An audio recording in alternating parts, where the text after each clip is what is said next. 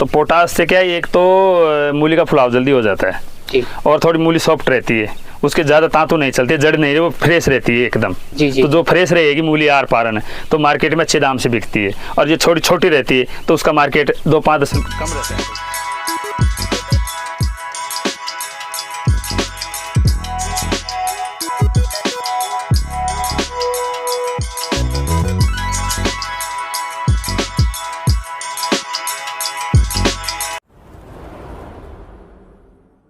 किसान भाइयों नमस्कार। फार्मिंग चैंपियंस यूट्यूब चैनल पर आप सभी किसान भाइयों का हार्दिक स्वागत है। किसान भाइयों, आज मैं पहुंचा हूं जयपुर राजस्थान की बस्सी तहसील में। यहां पर इन किसान भाइयों ने करीब 2 एकड़ में शानदार मूली की खेती कर रखी है, और इन्होंने जो मूली की खेती कर रखी है, एक खेत में इनकी मूली तैयार भी हो चुकी है और ये हार्वेस्ट करके माल सेल भी कर रहे हैं। एक खेत में इनकी मूली करीब 25 दिन की हो चुकी है, और एक खेत में इन्होंने करीब 5 से 6 दिन पहले भी मूली की बीज रोपण किया है।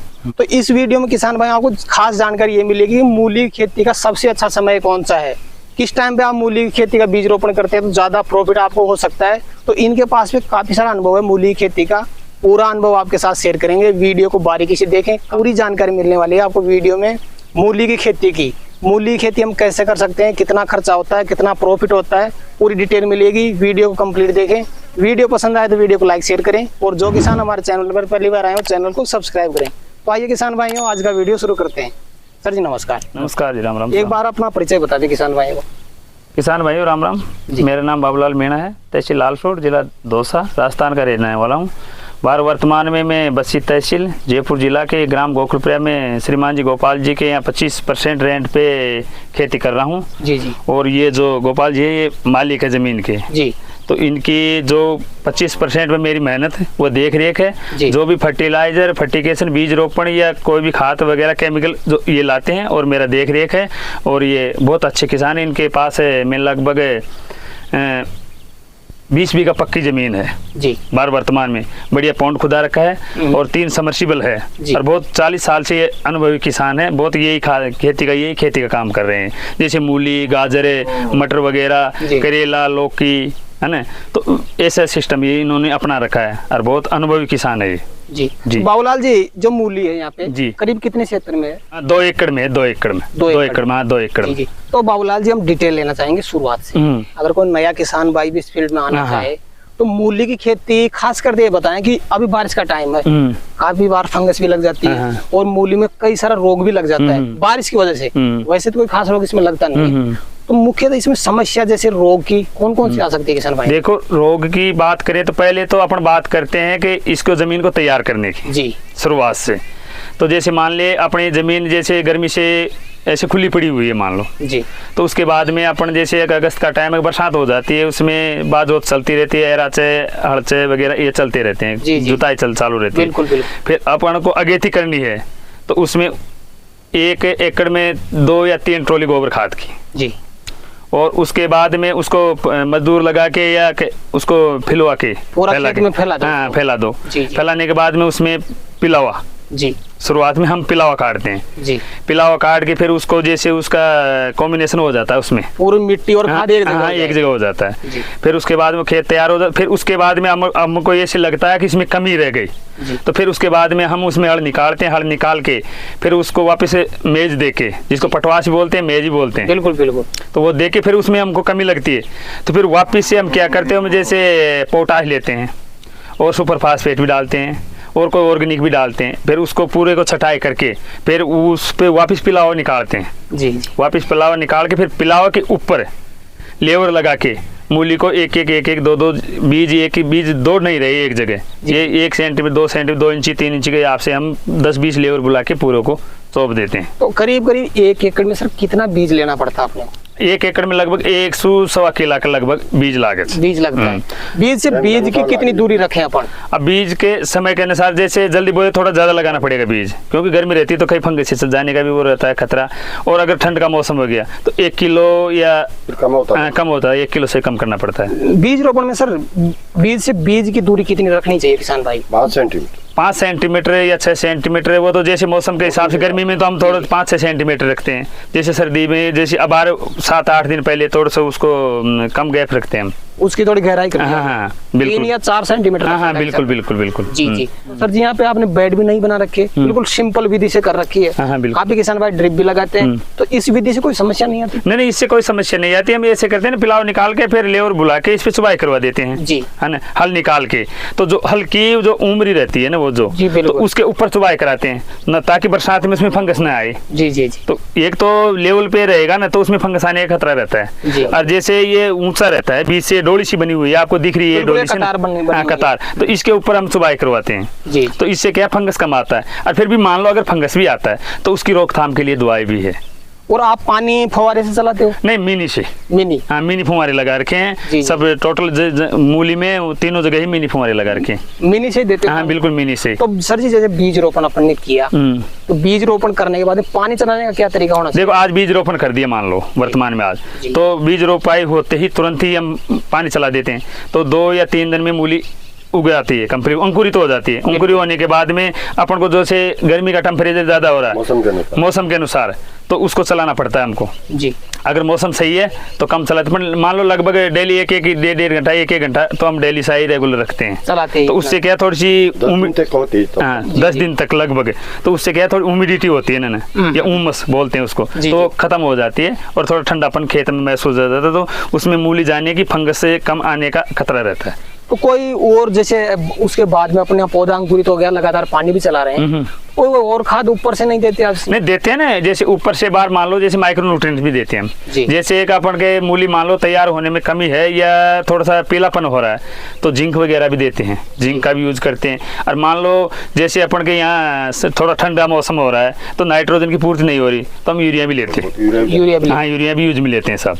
सर जी जैसे फुलाऊ, किसान भाई की मूली का फुलाव नहीं हो रहा हो, हाँ जी बिल्कुल, उसमें क्या यूज में ले सकता है? हम उसमें पोटाश लेते हैं। पोटाश तो पोटाश से क्या है, एक तो मूली का फुलाव जल्दी हो जाता है और थोड़ी मूली सॉफ्ट रहती है, उसके ज्यादा तांतु नहीं चलती, जड़ नहीं, वो फ्रेश रहती है एकदम। तो जो फ्रेश रहेगी मूली आर पारन तो मार्केट में अच्छे दाम से बिकती है, और ये छोटी छोटी रहती है तो उसका मार्केट 2-5-10 रुपये कम रहता है उससे। तो बाबूलाल जी मैंने खास कर देखा, काफी किसान भाइयों ने से मुलाकात भी की, किसान भाइयों की एक समस्या है कि इसमें फंगस लगती है ज्यादातर। हाँ बिल्कुल लगती है। तो फंगस में किसान भाई क्या निदान कर सकता है, कौन सी दवा का?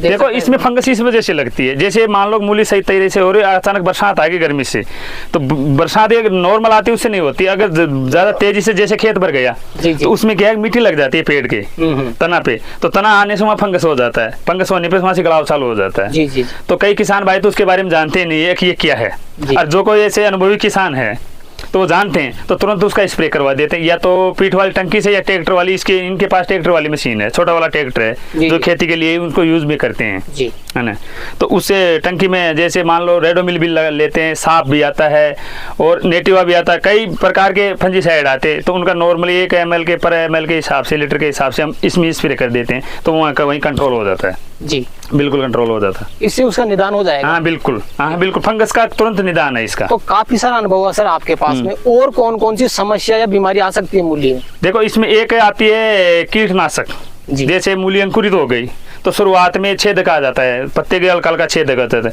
जैसे व्हाइट फ्लाई भी है, थ्रिप्स भी है, एक बार कीड़ा आता है, तो कीड़ा तो उनका जैसे हमें एक सेजेंटा का कटारा भी आता है, एक अली का भी आता है सेजेंटा का, तो उसका भी स्प्रे कर देते हैं, जो उसमें थायोजाइम और इमिडाक्लोपिड आता है, तो उसका स्प्रे करने से वो तुरंत उनका समाधान हो जाता है और कीड़े नष्ट हो जाते हैं, तो मूली की थोड़ी सी पत्ते भी सॉफ्ट रहते हैं और पेड़ भी सही रहता है जी। और बाकी कोई समस्या नहीं आती? नहीं, बाकी और समस्या नहीं आती। अब देखो वो अगेती बाने से हमको तो अच्छा मार्केट मिलता है, अब कई किसान बोले यार आप इतनी अगेती क्यों करते हो, इसका टाइम ही नहीं है, लेकिन इससे हमको क्या है कि थोड़ा मार्केट ठीक मिलता है। मार्केट ठीक मिलता है। आपका मैं समय जानना चाहूंगा सर जी, जो फर्स्ट खेत है आपका जिसमें आप अभी हार्वेस्टिंग कर रहे हो जी, उसका बीज रोपण का समय बताएं किसान भाई।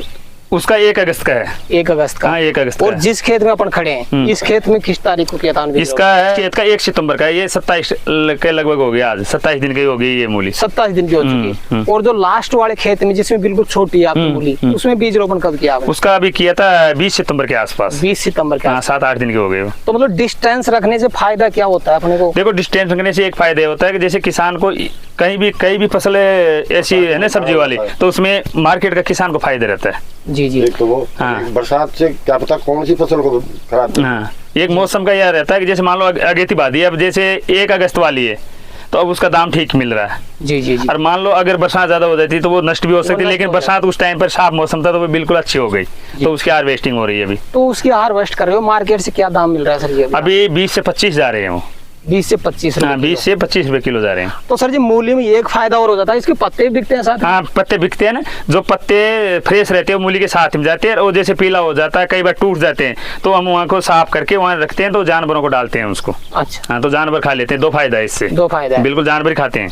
माल कहाँ पे सेल करते हो? हमारे ये माल तो जैसे ज्यादा निकलता है तो मोहना मंडी जाता नहीं है, बस्सी भी मंडी है। लोकल मंडी? हाँ, लोकल मंडी बस्सी है हमारे यहाँ, तो बस्सी में जाता है। तो सर जी कोई नया किसान भाई जैसे मान लो मूली खेती करता है जी, तो करीब अपना 2 एकड़ मूली कर रखी है आपने, खर्चा कितना हो जाएगा टोटल?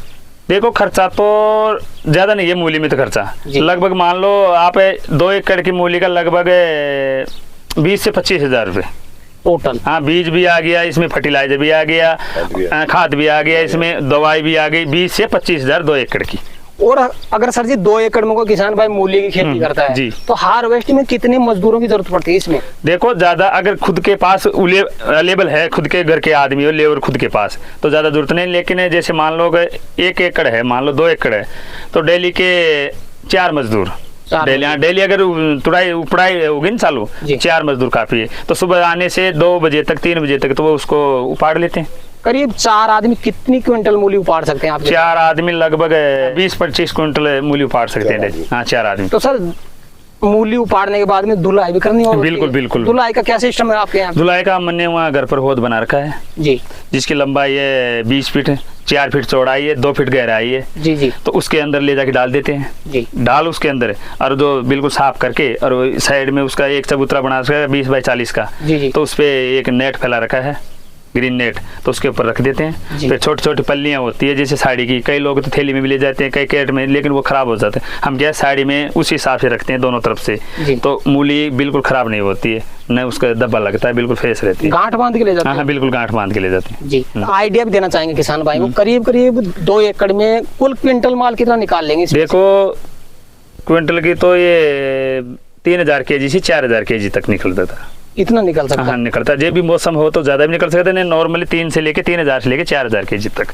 जिसको 30 कुंटल से 40 कुंटल 50 कुंटल के लगभग पर कच्चा बीघा है ना, जिसको हमारे यहाँ कच्चा बीघे से चलती है। जी जी। अब जैसे पक्का बीघा के हम 2 बीघा गणते हैं कच्ची, तो लगभग उसमें 100 क्विंटल के लगभग माल निकल आता है। जी जी जी। जी बिल्कुल, मौसम के हिसाब से। अब जैसे रेट मान लो उसकी 8 से लेके नॉर्मल भाव मान लो 15 का मिल जाता है। बिल्कुल। पर एक आइडिया है 300 से 400 क्विंटल के बीच में माल अपना निकल जाता है। हाँ, बिल्कुल बिल्कुल। और मार्केट में दाम 8 से 15 के बीच। हाँ, ये नॉर्मल मान लो, जैसे अब बार वर्तमान में तो 25 रुपए किलो जा रहे हैं, लेकिन कई बार ऐसे 7-8 रुपए भी जाते हैं, 5 रुपए भी जाते हैं, लेकिन 8 से लेके 15 तो ये तो नॉर्मल आ जाता है, तो मिलता है। हाँ, तो जैसे 15 का मान लो, तो 15 में 100 क्विंटल 15 1.5 लाख की हो गई। अब जैसे हमारे पास 2 एकड़ है, तो 2 एकड़ के ये हो गई 4,500 किलो हो गई मान लो जी, तो उस हिसाब से 10 रुपए किलो तो 4-4.5 लाख की 4 लाख की इस हिसाब से हो जाता है सिस्टम, इस हिसाब से होता है।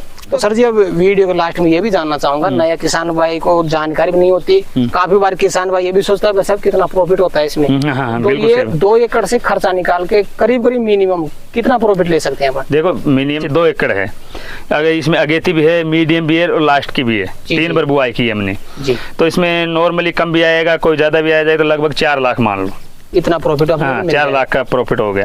तो उसमें क्या है कि 10-20-30 हजार का इसमें खर्चा भी हो गया, जैसे खाद का, गोबर खाद का, रासायनिक खाद का, स्प्रे दवा का। बिल्कुल बिल्कुल बिल्कुल। तो किसान भाई को एक बार गाइड करें सर जी वीडियो के लास्ट में कि मूली की खेती करें तो क्या सावधानी बरतें, करनी चाहिए कि नहीं करनी चाहिए, वो जरूर बताएं एक बार। देखो किसान भाई से मेरा निवेदन है, मूली की खेती एक तो कम पानी में जी, और कम टाइम में, किसान के पास समय भी बचता है, और इसका एक घर का बिजनेस भी रह गया, खुद का बिजनेस भी है ये। बिल्कुल बिल्कुल। तो खूब आराम से कर सकता है, और कम खर्चा में तो सबसे बेस्ट मूली की खेती सही रहती है, सबसे बेस्ट किसान के लिए, क्योंकि इसमें ज़्यादा पानी की जरूरत नहीं है। जैसे मिनी लगा दिया, कई किसान ड्रिप से भी करते हैं, कई किसान फुहारे से भी करते हैं, लेकिन जो सिस्टम ये मिनी फुहारा का है, छोटे फुहारे का, वो शानदार रहता है, इससे ज़मीन भी पोली रहती है नीचे से, इससे ठोस नहीं होती है, तो मूली की सफाई भी सही रहती है और लंबाई भी सही हो जाती है, कम पानी में अपना। हाँ, बिल्कुल कम पानी में। जैसे मान मान लो कि 30-35 मिनी फुहारे 1 एकड़ में है ना, 30-35-40, तो 1 घंटा डेली मान लो 10 दिन तक, तो फिर उसके जरूरत के हिसाब से चलाते हैं हम। तो बाबूलाल जी एक और आइडिया बताएं किसान भाई को, अगर बीज रोपण करते हैं अपन, तो बीज रोपण से कितने दिन में अपनी मूली हार्वेस्टिंग के लिए तैयार हो जाती है? देखो बीज रोपण से लगभग 40 से 45 दिन में हार्वेस्टिंग हो जाती है। 45 दिन में हार्वेस्ट अगर किसान देख रेख सही तरीके से करेगा ना, टाइम के समय उसमें खाद देगा, उसमें स्प्रे करेगा, इंसेक्टिसाइड भी करेगा, फंजीसाइड भी स्प्रे करेगा, तो 40 दिन में मूली 40-45 दिन में कंप्लीट हार्वेस्टिंग हो जाती है। करीब मूली की साइज कितनी हो जाए तब हार्वेस्ट करना चाहिए? अब मूली की लगभग हमारे यहाँ तो 200 से 300 ग्राम के लगभग हो जाती है तब हार्वेस्ट। हाँ, 200 से कम, नॉर्मली 200 से 300 ग्राम, ज्यादा तो फिर मार्केट में बिकता नहीं है। फिर डाउन यानी कि 2 महीने में 60 दिन में खेत कंप्लीट खाली होकर दूसरी फसल चौप सकते हैं। हाँ, 2 महीने में यानी 60 दिन में कंप्लीट खेत को खाली करके दूसरी फसल ले सकते हैं। सर जी आज किसान भाइयों के लिए समय निकाला और काफी अच्छी जानकारी उपलब्ध करवाई, उसके लिए आपको बहुत बहुत धन्यवाद। हाँ, धन्यवाद। धन्यवाद। तो किसान भाइयों जानकारी कैसी लगी हमें कमेंट करके जरूर बताएं। वीडियो पसंद आए तो लाइक करें, शेयर करें, और जो किसान भाई हमारे चैनल पर पहली बार आए हो चैनल को सब्सक्राइब करें। तो किसान भाइयों आज के लिए इतना ही, मिलते हैं अगले वीडियो में, तब तक के लिए जय जवान जय किसान।